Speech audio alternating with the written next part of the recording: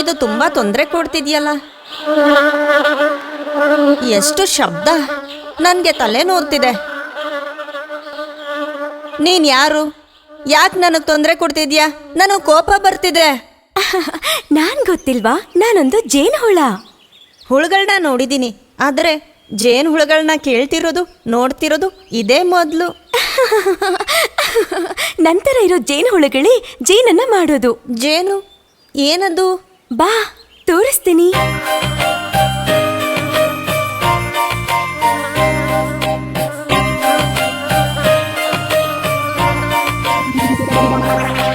ನೀನು ಹೂಗಳ ಜೊತೆ ಆಟಾಡ್ತಿದ್ಯಾ?